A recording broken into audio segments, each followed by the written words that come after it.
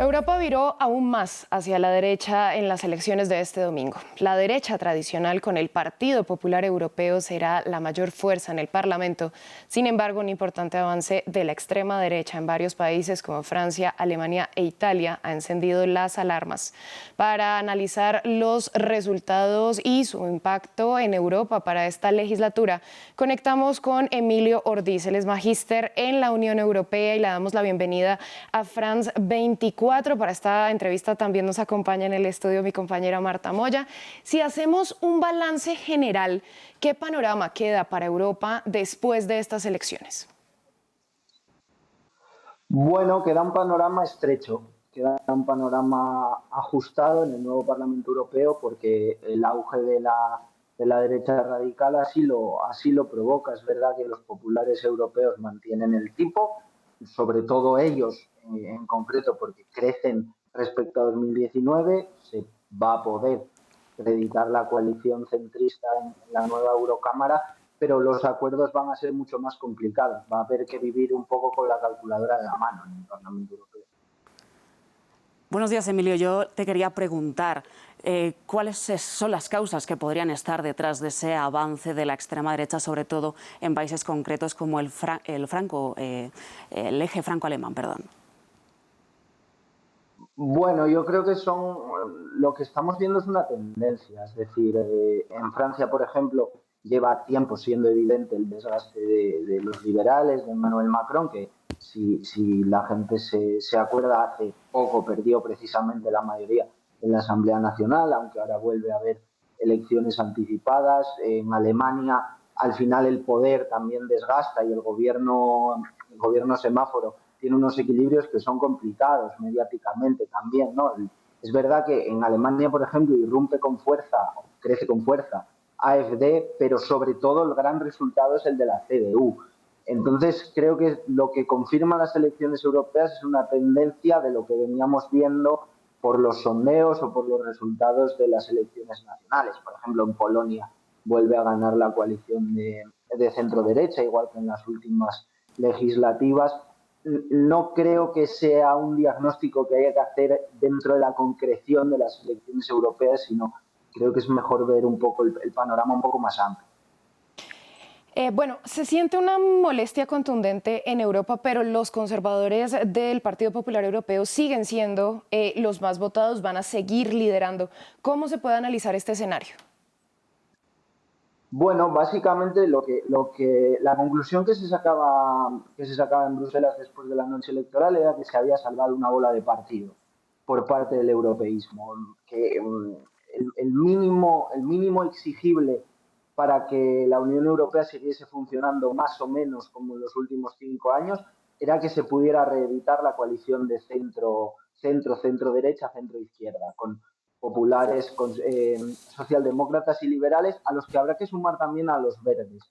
Ese margen es amplio, es decir, supera los 400 votos, la mayoría simple está en 361 y los números le dan a esa mayoría, a esa coalición proeuropea.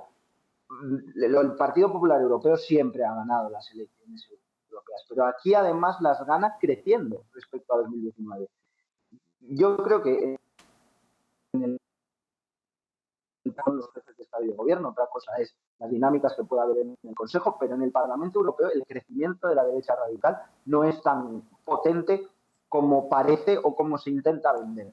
Superan por 13 escaños el resultado de 2019 si juntamos a los dos grupos, a conservadores y reformistas y a identidad y democracia. Lo que pasa que es verdad que hay un terremoto importante en los resultados tanto de Francia como de Alemania, de lo que es el motor de la Unión. Yo te quería preguntar ahora por Ursula von der Leyen. Hablabas de ese número mágico de 361 escaños. Esto primero tiene que pasar por el Consejo Europeo, los líderes tienen que proponer a la candidata.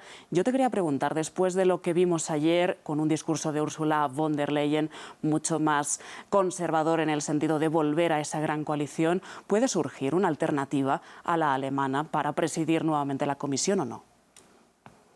Es muy difícil que surja una alternativa a Ursula von der Leyen por varios motivos, pero sobre todo por dos. Primero, por lo que decía antes, de que el Partido Popular Europeo es primera fuerza, pero además mejora sus resultados de hace 5 años, y después porque la CDU alemana sacó un resultado muy positivo, es el partido mayoritario dentro del Partido Popular Europeo, y después hay un filtro que es importante tener en cuenta. Ursula von der Leyen es Spitzenkandidat, es decir, es candidata principal de la familia del Partido Popular Europeo.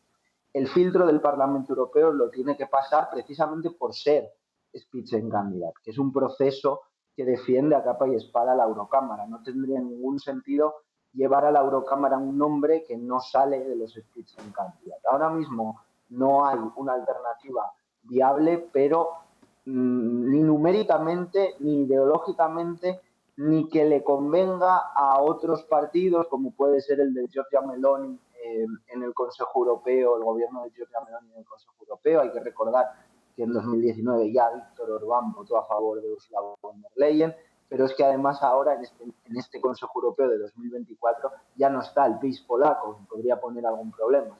Polonia tiene un gobierno del Partido Popular Europeo. Todos los votos van hacia el lado de von der Leyen, y ahora sí que es realmente complicado que le salga una alternativa.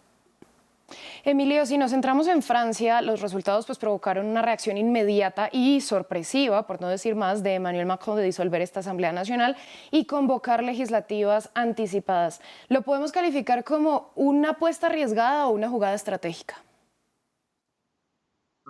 Depende de qué escenario se vaya a dar en las próximas semanas. Si, como parece, los partidos de izquierdas van juntos a las elecciones legislativas, es decir, Partido Socialista, los Verdes y el partido de Jean-Luc Mélenchon, la Francia Insumisa, si van juntos, eso puede aglutinar mucho el voto, no tanto en favor de Macron, pero sí, y ahora más importante todavía, en contra de Marine Le Pen.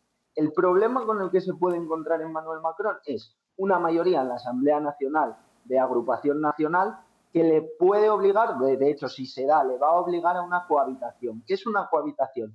Un presidente de la República, en este caso liberal, es decir, el propio Emmanuel Macron, con la obligación de nombrar a un primer ministro de derecha radical, es decir, de la Agrupación Nacional.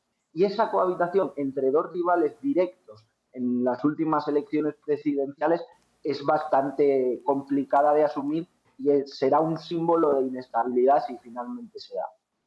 Bueno, y para finalizar, Emilio, me gustaría volver al panorama otra vez general y preguntarte más bien, ¿cuáles crees que son los principales retos que tiene esta 10ª legislatura del Parlamento?